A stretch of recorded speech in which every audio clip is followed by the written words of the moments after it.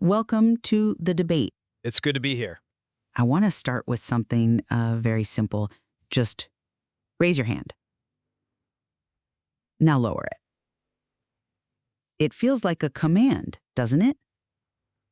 The CEO of your body, you issued an order, and the machinery, it just obeyed.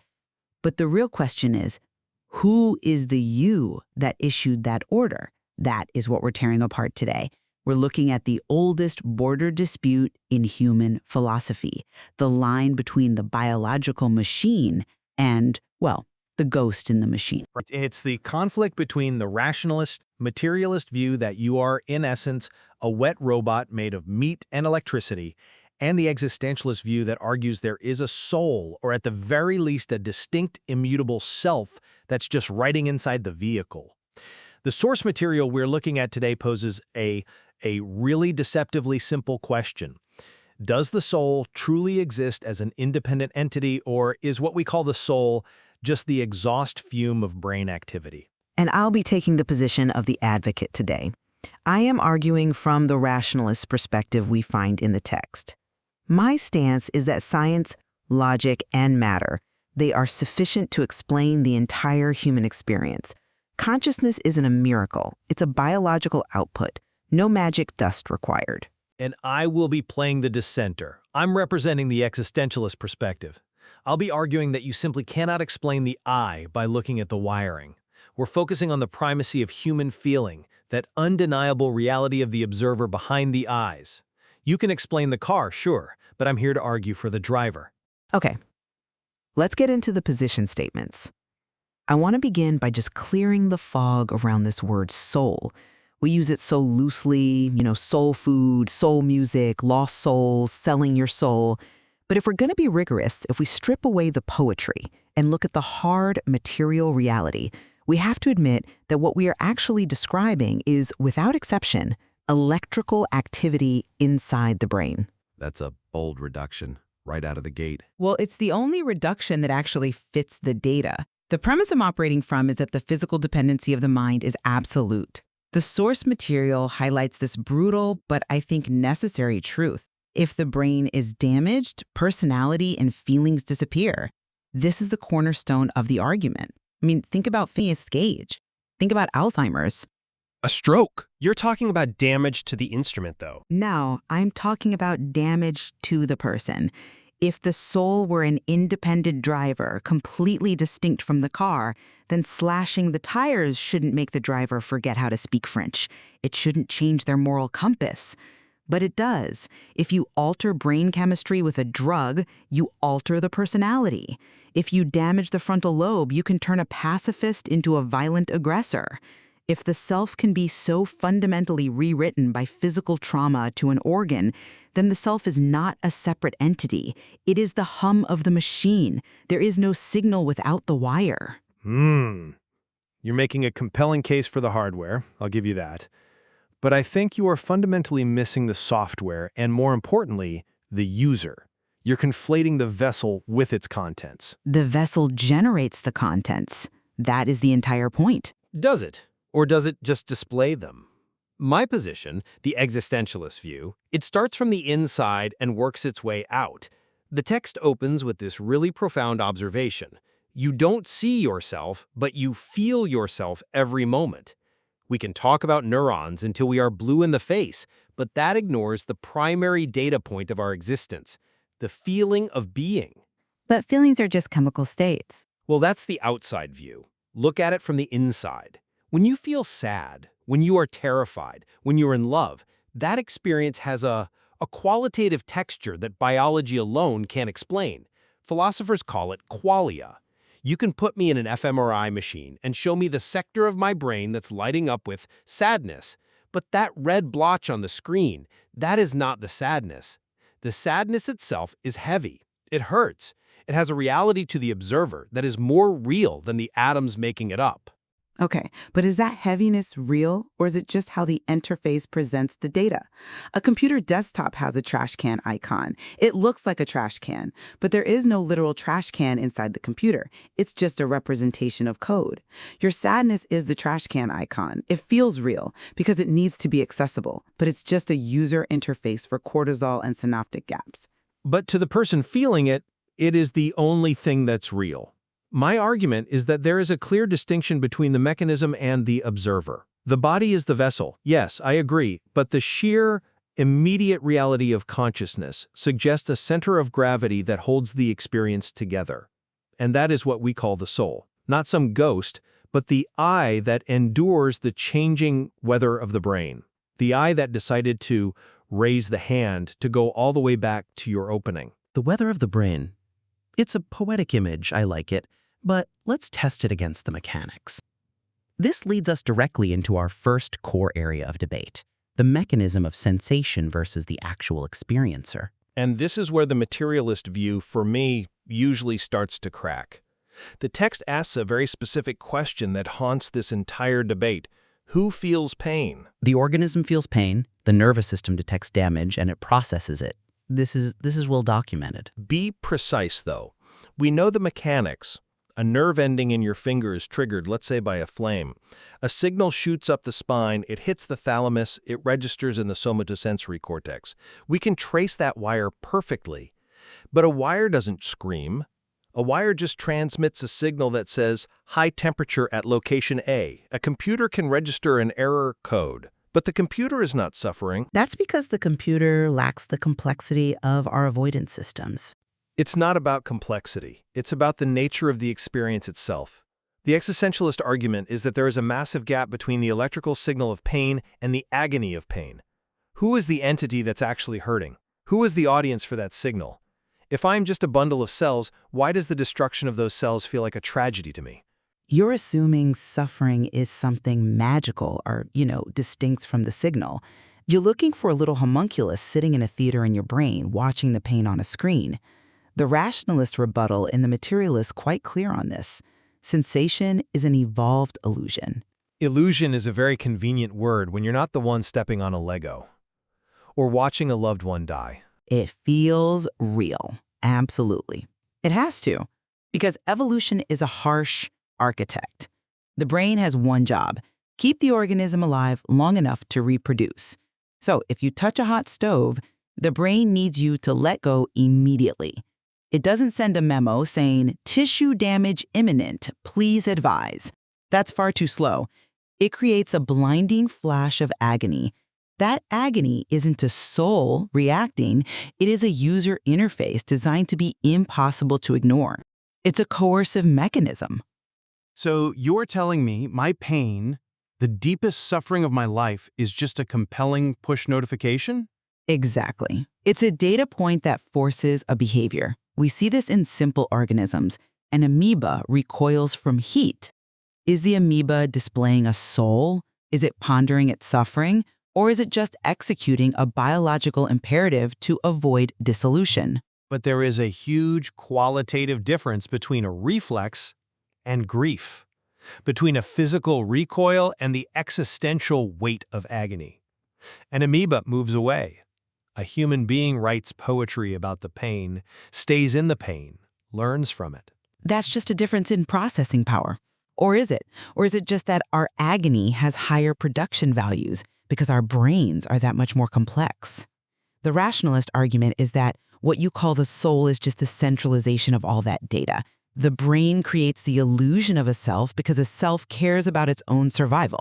If you didn't think you were a you wouldn't bother eating. You wouldn't bother running from a tiger. The self is a survival strategy. It's a trick. A sophisticated, beautiful, evolved trick. But a trick implies a trickster and an audience. You keep using this language of interface and illusion. If the brain is tricking me, who is the me being tricked? The me is the loop. It is the system referencing itself. That just feels like a dodge. You're trying to use the system to explain the observer of the system. Let's escalate this. The source material moves beyond physical pain to something purely psychological, something Well, something uniquely human: identity and fear. Go on. The text posits this challenge. If I am merely a collection of chemical reactions, then who fears death? Survival instinct. Simple. Every living thing resists its own end. No, it's not simple. A chemical reaction does not fear its own cessation. A fire burns until the fuel is gone. It doesn't try to ration the wood. It doesn't lie awake at night terrified of the moment it goes out. But humans do. We have existential dread. We conceptualize our own non-existence. We look at the dark and we feel this profound terror that has nothing to do with any immediate danger. That's because we have the capacity to model the future. That's what the frontal cortex does. It predicts. But the material asks, who is asking this question right now? Can a soup of enzymes interrogate its own existence? That requires a level of detachment from the process. If I am just the soup, I shouldn't be able to step outside the soup and ask, why am I soup? The very act of questioning implies a separation between the thinker and the biological substrate. The fact that I can contemplate my own non-existence suggests I am something other than the existence itself. That is an intuitive leap, I'll admit, and I see why it's so seductive. But I think you're looking for a ghost where you should be looking for a mirror. A mirror? Yes, the source material uses this exact analogy to counter the existentialist. The rationalist responds, the brain questions itself, as a mirror reflects its own image. You don't need a ghost to explain a reflection, you just need a sufficiently polished surface. Meaning what exactly? Meaning complexity creates recursion. The brain has evolved to model the world, to predict threats. It models the tiger, the cliff, the weather. And eventually, that model becomes so complex it has to include the entity that's doing the modeling. It models itself. It creates a protagonist in its own simulation. That protagonist is you. So self-awareness is just a feedback loop. I'm just a simulation running inside a biological computer? Precisely. Consciousness is described in the text as a result, not a cause. It's the exhaust fume of the machine, not the driver. You feel like you are driving because the machine is programmed to create a narrative of control. But the fear of death? That's just the machine's preservation algorithm running a simulation of a stop command and rejecting it. It questions itself because that's what a cognitive engine does. It solves problems. Death is a problem it can't solve, so it loops. That anxiety, that late-night dread, that is the spinning beach ball of death on your internal operating system. That loop is what you call the soul. I have to say I find that incredibly bleak. It reduces the profound depth of human interiority, our art, our sacrifice, our loves, to a glitch in the algorithm, a spinning beach ball. The truth can be bleak.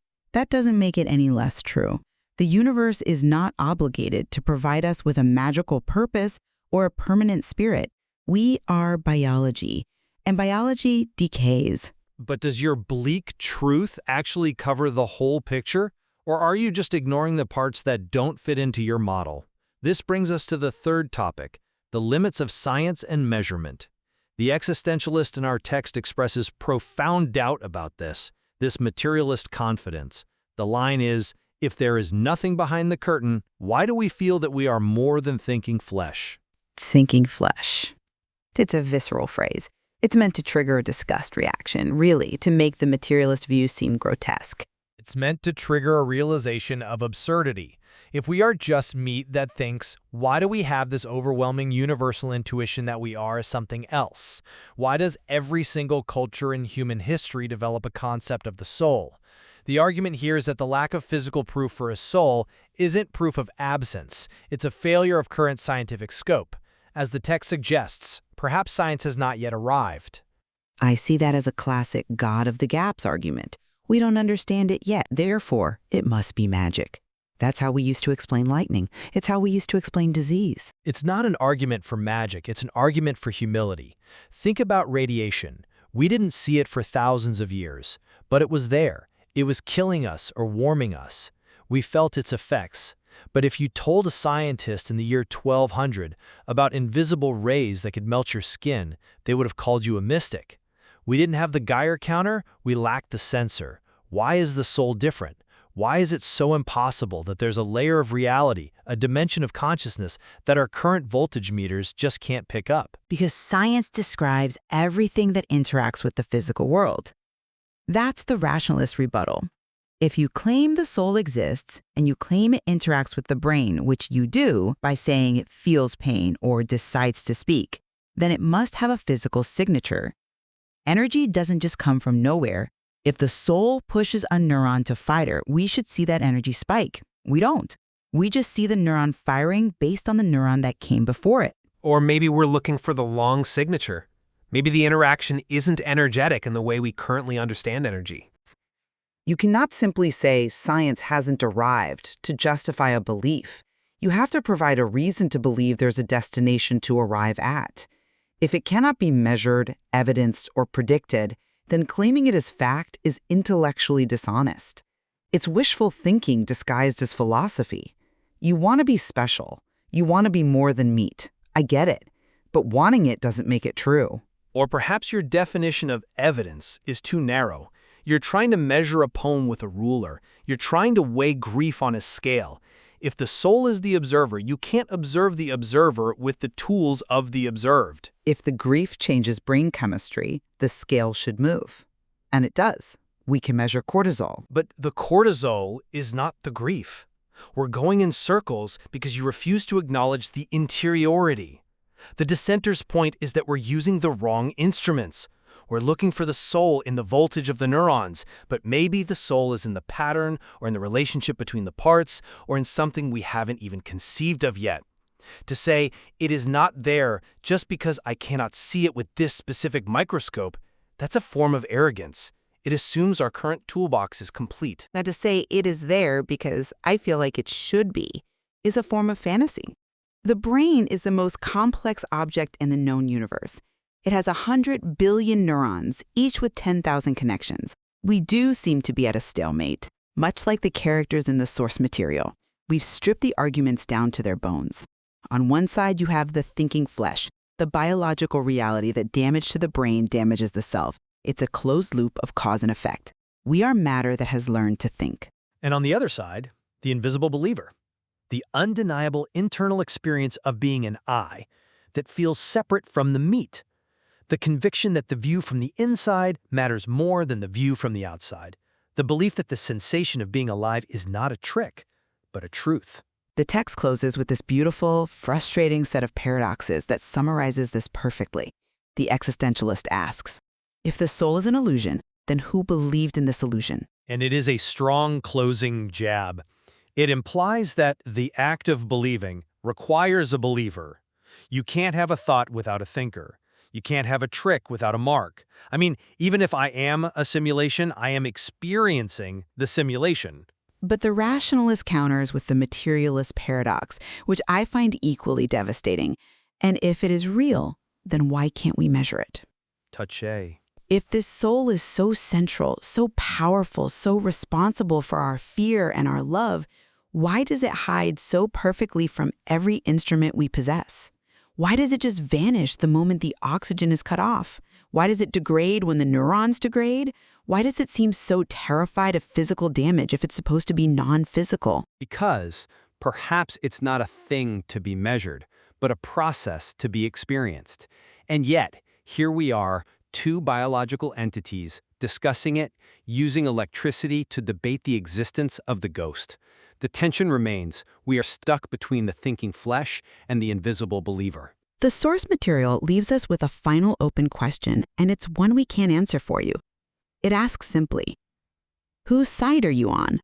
Are you the machine that thinks it's a person, or are you the person inhabiting the machine? It is a question that might not have an answer, but it is certainly worth asking. And that is all for this edition of The Debate. Thank you for listening.